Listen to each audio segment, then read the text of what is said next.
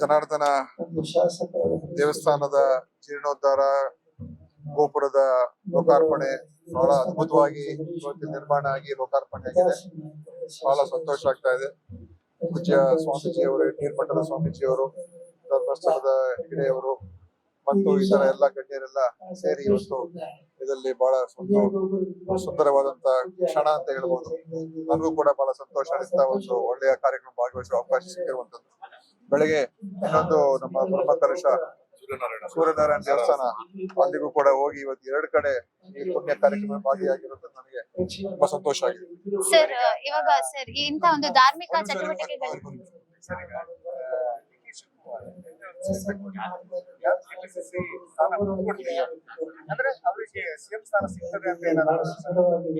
ನೋಡಿ, ನಿಮ್ಮ ಒಂದು ಊಹೆಗಳಿಗೆ ನಾನು ಉತ್ತರ ಕೊಡಕ್ ಆಗೋದಿಲ್ಲ, ಆಯ್ತಾ.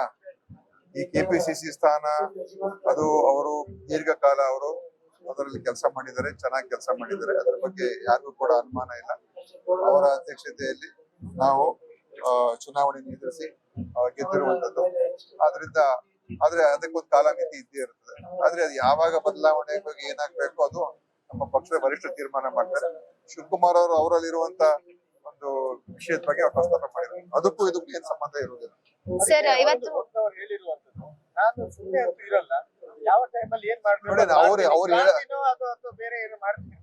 ಅದನ್ನ ಅವ್ರಿಗೆ ಕೇಳಬೇಕು. ನಾನು ಪೂರ್ತಿಯಾಗಿ ಅವ್ರ ಹೇಳಿಕೆಯನ್ನು ನೋಡ್ಲಿಲ್ಲ.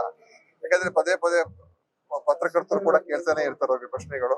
ಅವ್ರು ಏನಾದ್ರು ಉತ್ತರ ಕೊಡ್ತಾನೆ ಇರ್ಬೇಕಾಗ್ತದೆ. ಒಂದೊಂದ್ಸರ ಉತ್ತರಗಳು ಕೊಡ್ತಾರೆ. ಅದರಲ್ಲಿ ನಾವು ವಿಮರ್ಶೆ ಮಾಡುವಂತದ್ದು ಅಗತ್ಯ. ಈಗ ನಿಮ್ಮ ಇಲಾಖೆ ಅದರಲ್ಲಿ ಈಗ 11ನೇ ತಾರೀಕು ನಂತರ ವೈದ್ಯಾಧಿಕಾರಿಗಳು ವೈದ್ಯರೆಲ್ಲ ಮುಷ್ಕರ ಹೋಗ್ತೀವಿ ಅಂತ ಹೇಳ್ಬಿಟ್ಟು ಈಗ ಒಂದು ಅಂತೂ ಫೇಲ್ ಆಗಿದೆ. ಒಂದ್ಸಲ ನೀವು ಏನ್ ಫೇಲ್ ಅಂತ ಏನಿಲ್ಲ. ನಾವು ಅವ್ರ ಬಹುತೇಕ ಅವರ ಏನೇನು ಸಮಸ್ಯೆಗಳಿತ್ತು ಅದಕ್ಕೆ ಆಗ್ಲೇ ಸ್ಪಂದನೆ ಆಗಿದೆ. ಅದು ಕೆಲವುದೆಲ್ಲ ಈಗ ಅವರು C&R ಆಗಿಲ್ಲ ಅಂತ ಹೇಳ್ತಾರೆ. 50 ವರ್ಷದಿಂದ ಆಗಿಲ್ಲ, ನಾನ್ ಬಂದಾಗಿದೆ ಅಂತಲ್ಲ. ಗ್ರೇಡೇಷನ್ ಲಿಸ್ಟ್ ಗಳು 2012ನೇ ಇಸ್ವಿಯಿಂದ ಆಗಿಲ್ಲ. ಈಗ ನಾವು ಪ್ರಕಟಣೆ ಮಾಡಿದ್ದೇವೆ. ಗ್ರೇಡೇಷನ್ ಸೀನಿಯಾರಿಟಿ ಲಿಸ್ಟ್ ಎಲ್ಲ ಪ್ರಕಟಣೆ ಮಾಡಿದ್ದೇವೆ. ಮತ್ತು ಕೆಲವು ವಿಚಾರಗಳ ಬಗ್ಗೆ ಅವರಿಗೆ ಕೌನ್ಸಿಲಿಂಗ್ ಟ್ರಾನ್ಸ್ಫರ್ ಹೋದ ವರ್ಷ ಪ್ರಥಮ ಬಾರಿಗೆ ಮಾಡೋದು, ಪಾರದರ್ಶಕವಾಗಿ ಮಾಡಬೇಕು ಅಂತ. ಅದ್ರಲ್ಲಿ ಸ್ವಲ್ಪ ಅವ್ರದ್ದು ಕೆಲವು ವಿಷಯಗಳಿದೆ. ನಾನು ಈ ವರ್ಷ ಮತ್ತೆ ಕೌನ್ಸಿಲಿಂಗ್ ಪ್ರಾರಂಭ ಆಗಿದೆ ಏಪ್ರಿಲ್ ಅಲ್ಲಿ. ನಮ್ಮಲ್ಲೂ ಕೂಡ ಕಳೆದ ವರ್ಷದ ಅನುಭವದ ಮೇಲೆ ಇನ್ ಸ್ವಲ್ಪ ಬದಲಾವಣೆ ಮಾಡ್ಕೊಳ್ತೀವಿ ಅಂತ ಹೇಳಿದ್ವಿ. ನಿಮ್ಮನ್ನ ಮಾತ್ರ ಕೂಡ ತಗೊಳ್ತೀನಿ ಅಂತ ಹೇಳಿದ್ವಿ. ಇನ್ನು ಕೆಲವು 1-2 ಅಂಶಗಳಿದೆ. ಅದನ್ನ ನಾನು ಮುಖ್ಯಮಂತ್ರಿ ಜೊತೆ ಮಾತನಾಡ್ತೀನಿ ಹೇಳಿದ್ವಿ. ಇನ್ನೇನು ನನಗನ್ಸುವಂತದ್ದ ಬೇರೆ ವಿಷಯಗಳು ಸ್ಟ್ರೈಕ್ ಹೋಗುವಂತದ್ದು ನನಗೇನು ಕಾಣ್ತಾ ಇಲ್ಲ. ಸ್ಟ್ರೈಕ್ ಹೋಗ್ಬೇಕಾದ್ರೆ ಅದಕ್ಕೆ ಏನಾದ್ರು ಒಂದು ಬಹಳ ದೊಡ್ಡ ಕಾರಣ ಇರ್ಬೇಕಾಗ್ತದೆ. ಯಾಕಂದ್ರೆ ಇದು ಜನರಿಗೆ ಅಗತ್ಯ ಇರುವಂತ ಸೇವೆ. ಜನರಿಗೆ ನಾವು ಸೇವೆ ನೀಡೋದಿಲ್ಲ ಅಂತ ಯಾರಾದ್ರು ಹೇಳಿದ್ರೆ ಅದಕ್ಕಿಂತ ದೊಡ್ಡ ಪಾಪದ ಕೆಲಸ ಏನ್ ಯಾವ್ದಿಲ್ಲ. ಯಾಕಂದ್ರೆ ಇದು ಆರೋಗ್ಯದ ವಿಚಾರ. ಶಿಕ್ಷಣ ಇಲಾಖೆ ಟೀಚರ್ ಸ್ಟ್ರೈಕ್ ಹೋದ್ರೆ ಪರವಾಗಿಲ್ಲ, ಯಾಕಂದ್ರೆ 1-2 ದಿವಸ ಇಲ್ಲದೆ ಇರ್ಬೋದು, ಶಿಕ್ಷಣ ಮತ್ತೆ ಪಡ್ಕೋಬಹುದು. ಆದ್ರೆ ಆರೋಗ್ಯಕ್ಕೆ ಸಂಬಂಧಪಟ್ಟಿರ್ತಕ್ಕಂಥದ್ದು ನಾವು 1 ದಿವಸ ಕೆಲಸ ಮಾಡದೆ ಹೋದ್ರೆ ಅದರ ದುಷ್ಪರಿಣಾಮ ಯಾರ ಮೇಲೆ ಆಗ್ತದೆ? ನಮ್ದು ಅವ್ರದ್ದು ಏನೇ ಒಂದು ಇರ್ಲಿ, ಅದಕ್ಕೆ ನಾವು ಸ್ಪಂದಿಸ್ತಾ ಇದೀವಿ, ಸ್ಪಂದನೆ ನೀಡ್ತೀವಿ. ಆದ್ರೆ ಸಾರ್ವಜನಿಕರಿಗೆ ನಾಳೆ ಯಾರಿಗಾದ್ರೂ ದುಷ್ಪರಿಣಾಮ ಆದ್ರೆ ಯಾರು ಹೊಣೆ? ಅದಕ್ಕೆ ನಾವು ಇದನ್ನ ಅಷ್ಟು ಸುಲಭವಾಗಿ ತಗೊಳಕ್ ಆಗೋದಿಲ್ಲ. ಖಂಡಿತವಾಗಿಯೂ ನಾವು ಇದಕ್ಕೆಲ್ಲ ಸ್ಪಂದನೆ ಮಾಡಕ್ ನಮ್ಮ ಸರ್ಕಾರ ಏನು ಯಾವ್ದ್ರಲ್ಲೂ ಹಿಂದೇಟಿರಾಗಿಲ್ಲ. ಇದು ಆರ್ಥಿಕ ವಿಚಾರಗಳು ಏನು ಇಲ್ಲ, ಹಣಕಾಸಿನ ವಿಚಾರ ಏನು ಇಲ್ಲ.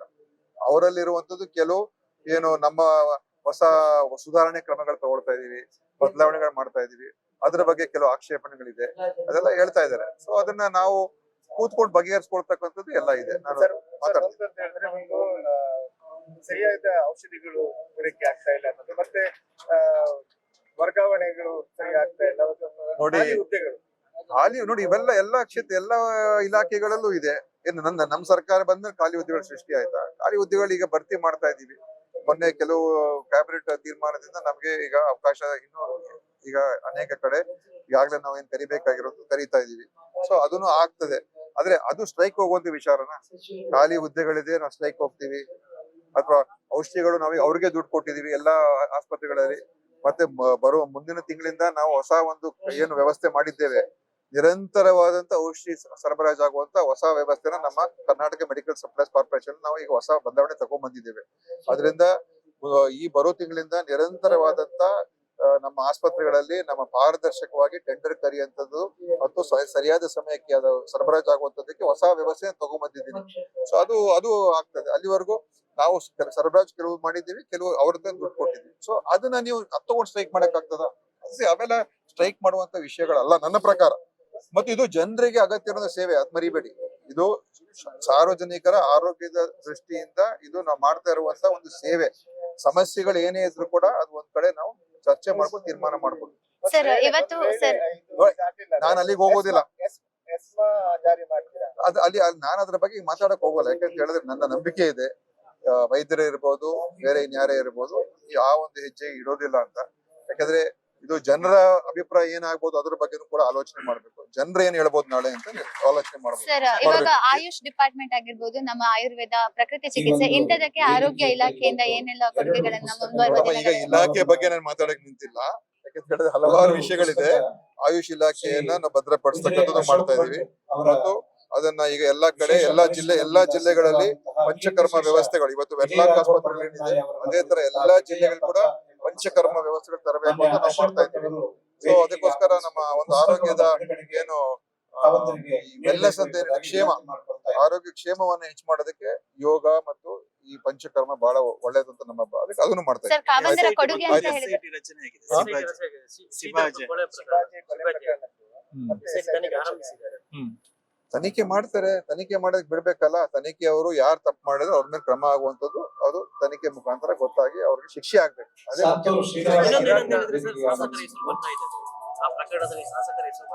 ಯಾರೇ ಇರ್ಲಿ, ಯಾರಿಗೂ ಕೂಡ ರಕ್ಷಣೆ ಮಾಡುವಂತ ಪ್ರಶ್ನೆ ಅಂತ ಇರುವುದಿಲ್ಲ. ಭಾರತ ಸರ್ಕಾರ ಸಂತಾಪ ಸೂಚಿಸಿಲ್ಲ ಅಂತ ಹೇಳಿ ಸೋನಿಯಾ ಗಾಂಧಿ ಅವರು ಹೇಳ್ತಾ ಇದ್ದಾರೆ. ನಿಮ್ಮ ಸ್ಟ್ಯಾಂಡ್ ಏನು? ಇಲ್ಲ, ಹೇಳಿದಾರಲ್ಲ, ಇವಾಗ ಒಂದು ರಾಷ್ಟ್ರದ ಅಧ್ಯಕ್ಷರನ್ನ ಹತ್ಯೆ ಮಾಡಿದಾಗ ಅದ್ರ ಬಗ್ಗೆ ಏನೂ ನಾವು ಮಾತಾಡೋದಿಲ್ಲ ಅಂತ ಹೇಳಿದ್ರೆ ಒಂದು ದೇಶ ಅದು ಸರಿಯಲ್ಲ. ಎಲ್ಲಾ ಒಂದು ವಿಷಯದ ಬಗ್ಗೆ ನಾವು ಮಾತಾಡ್ತೀವಿ. ಅದು ಇಂಥ ಒಂದು ಘಟನೆ ನಡೆದಾಗ ಅದ್ರ ಬಗ್ಗೆ ನಮ್ಮ ದೇಶ ಯಾವಾಗಲೂ ಕೂಡ ನಾವೊಂದು ನಿರ್ಲಿಪ್ತತೆಯನ್ನ ಅದಕ್ಕೆ ನಮ್ಮ ದೇಶ ಇದುವರೆಗೂ ನಮ್ಮ ಒಂದು ನಿಲುವು ಆತರ ಆಗ್ತಾ ಇತ್ತು. ಯಾವುದೇ ಒಬ್ಬರ ಪರವಾಗಿ ನಿಲ್ಲುವಂಥದ್ದು ಅವ್ರ ಇನ್ನೊಬ್ಬರ ಪರವಾಗಿ ಮಾತನಾಡ್ತಾ ಇರ್ತಕ್ಕಂಥದ್ದು ಆಗ್ತಾ ಇರ್ಲಿಲ್ಲ.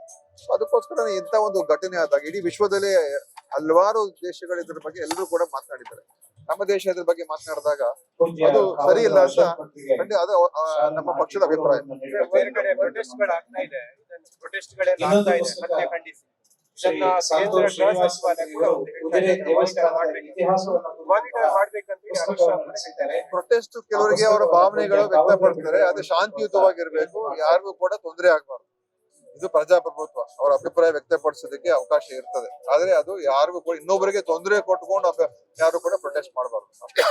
ಸರ್ ನಾವು ದಲಿತ ಮುಖ್ಯಮಂತ್ರಿ ಇವತ್ತು ಲಾಸ್ಟ್ ಡೇ ಅವರು ಕೊಟ್ಟಿರುವಂತ ಇದನ್ನ ಮುಂದೆ ಅದು ಯಾವ ರೀತಿ ನೋಡಿ, ಇದಕ್ಕೆ ಯಾವ ಲಾಸ್ಟ್ ಡೇ ಇದೆಯಾ? ಲಾಸ್ಟ್ ಡೇ ನಂಗೆ ಅರ್ಥ ಆಗಲ್ಲ. ಒಂದು ಅವ್ರು ಹೇಳಿರುವಂತದ್ದು ಒಳ ಮೀಸಲಾತಿ ಇದರಿಂದ ಮಿಸ್ ಮಾಡ್ಬೇಕು. ಒಳ ಮೀಸಲಾತಿ ಈಗ ನೋಡಿ, ನಾವು ಮಾಡೋದಕ್ಕೆ ಕಾನೂನುಗಳು ಮಾಡಿ ಎಲ್ಲ ಮಾಡುದು, ಅದು ಕೋರ್ಟ್ ಹೋಗಿ ಸ್ಟೇ ಬಂದು ಈಗ ಮತ್ತೊಮ್ಮೆ ನಾವು ಈಗ ಹುದ್ದೆಗಳು ಭರ್ತಿ ಆಗೋದಕ್ಕೆ ತಡ ಆಗ್ಬಾರ್ದು ಅಂತ ಹೇಳಿ ಒಂದು ತೀರ್ಮಾನ ಮಾಡಿದ್ವಿ. ಈಗ ಅದ್ರ ಬಗ್ಗೆನೂ ಕೂಡ ಕೆಲವು ಅಭಿಪ್ರಾಯಗಳು ವ್ಯಕ್ತಪಡಿಸ್ತಾ ಇದ್ದಾರೆ. ನಾಳೆ ಸಚಿವ ಸಂಪುಟ ಇದೆ. ಸಚಿವ ಸಂಪುಟದಲ್ಲಿ ಇದ್ರ ಬಗ್ಗೆ ಮತ್ತೆ ಚರ್ಚೆ ಆಗ್ತದೆ. ಆ ಚರ್ಚೆ ನಂತರ ಒಂದು ತೀರ್ಮಾನಕ್ಕೆ ಬರ್ಬೇಕಾಗಿದೆ. ಯಾಕಂದ್ರೆ ಈ ಹುದ್ದೆಗಳನ್ನ ಭರ್ತಿ ಮಾಡದೇ ಇರುವಂತದ್ದು ಕೂಡ ಸರಿಯಲ್ಲ. ಅದಕ್ಕೆ ನಾವು ಹಿಂದೆನೆ ಅದು ಆ ತೀರ್ಮಾನ ಮಾಡಿದ್ದು ಶೀಘ್ರದಲ್ಲಿ ಇತ್ಯರ್ಥ ಆಗತ್ತೆ ಅಂತ. ಆದ್ರೆ ಇದು ತಡ ಆಯ್ತು. ಈಗ ಯುವಕರು ಕೂಡ ಅವ್ರ ಭವಿಷ್ಯ ಇದೆ. ಸೊ ಅದನ್ನ ನೋಡ್ಕೊಂಡು ಒಂದು ಸಮತೋಲನವಾದಂತ ಒಂದು ತೀರ್ಮಾನಕ್ಕೆ ನಾವು ಬರ್ಲೇಬೇಕು. ಅದಕ್ಕೆ ನಾವು ಹೋದ ಕ್ಯಾಬಿನೆಟ್ ನಲ್ಲಿ. ಆದ್ರೆ ಮತ್ತೊಮ್ಮೆ ಕೆಲವು ಅಭಿಪ್ರಾಯಗಳು ಬಂದಿರೋದ್ರಿಂದ ಮುಖ್ಯಮಂತ್ರಿಗಳು ಕ್ಯಾಬಿನೆಟ್ ಅಲ್ಲಿ ಚರ್ಚೆ ಮಾಡೋಣ ಅಂತ ನಾಳೆ ಕ್ಯಾಬಿನೆಟ್ ಸರ್ ನೇಚುರೋಪತಿಯನ್ನ NCSM ಗೆ ಇನ್ಕ್ಲೂಷನ್ ಮಾಡೋದ್ರಲ್ಲಿ ನಿಮ್ಮ ಯಾವ ರೀತಿ ಸಹಕಾರವನ್ನು ನಾವು ಎಕ್ಸ್ಪೆಕ್ಟ್ ಮಾಡ್ತೀವಿ? ಸಪೋರ್ಟ್ ಮಾಡೋಣ, ನೋಡೋಣ.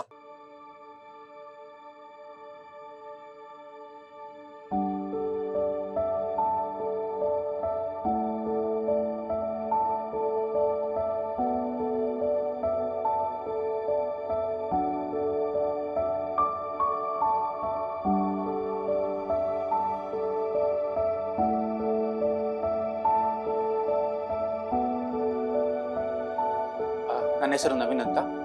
ಆ್ಯಕ್ಚುಲಿ ನಮಗೆ ಈಗ ಹೆಣ್ಣು ಮಗು ಆಗಿದೆ. ತುಂಬ ಖುಷಿ ಆಗ್ತಾಯಿದೆ. ಹಾಸ್ಪಿಟಲ್ ಫೆಸಿಲಿಟೀಸ್ ಮತ್ತು ಇಲ್ಲಿದ್ದ ಸ್ಟಾಫ್, ಡಾಕ್ಟರ್ಸ್ ಸ್ವಚ್ಛ ಪೂರ ಭಾಳ ಶೋಕುಡೆ ಸ್ವಚ್ಛತೆ ಪೂರ ಕ್ಲೀನ್ ಎಲ್ಲ. ಮುಖ್ಯವಾಗಿ ಕಾವಂದರ ಕನಸು ಇದು. ಏನೊಂದು ಒಳ್ಳೆಯ ಆಸ್ಪತ್ರೆ ಉಜಿರೆಯಲ್ಲಿ ಬೇಕು. ಎಲ್ಲರೂ ಏನೊಂದು ಮಂಗಳೂರಿಗೆ ಹೋಗಬೇಕು, ಒಂದು ಎಮರ್ಜೆನ್ಸಿ ಆದರೆ ಅಂತಹ ಸಿಚುವೇಶನ್ ಬರಬಾರ್ದು. ನಮ್ಮ ಏನೊಂದು ಊರಲ್ಲಿ ಒಳ್ಳೆಯ ಏನೊಂದು ಆಸ್ಪತ್ರೆ, ಸುಸಜ್ಜಿತವಾದ ಆಸ್ಪತ್ರೆ ಬೇಕು ಅಂತ ಹೇಳುವ ಕನಸು 12 ಗಂಟೆ 1 ಗಂಟೆ 2 ಗಂಟೆಗೆ ನಾನು ನೋವು ಅಂತ ಹೇಳುವಾಗಲೂ ಏನು ನಿಮಿಷವೂ ವ್ಯರ್ಥ ಮಾಡದೆ ಇಮಿಡಿಯೇಟ್ಲಿ ಆಗಿ ಬಂದು ನನ್ನನ್ನೆಲ್ಲ ಆ ನೋವಿಗೆ ಬೇಕಾದ ವಿಚಾರಗಳನ್ನೆಲ್ಲ ಮಾಡಿದ್ದಾರೆ. ಪಾರ್ಶ್ವಕಡೆ ಹೂಪೇರು ಡಾಕ್ಟರ್ ಸ್ವರ್ಣಲತಾ ಡಾಕ್ಟರ್ ಎಂಕ್ಲ ಅದಕ್ಕ ಬೊಕ್ಕ ಬಾಲೆ ಒಂಚೂರು ತೊಂದರೆ ಉಂಡು ಇತ್ತೆ ನೆಟ್ ಐಶ್ವರ್ಯುಲ್ ಬಾಲೆ ಅಣ್ಣೆಲ್ಲ ಬಾರ್ಲ ಆ ಕಡೆ ಹೂ ಒಂದುಲ್ಲೇರು ಖುಷಿ ಅನ್ನೆಗ್ಲೆ ಮೂರು ಬಾರಿ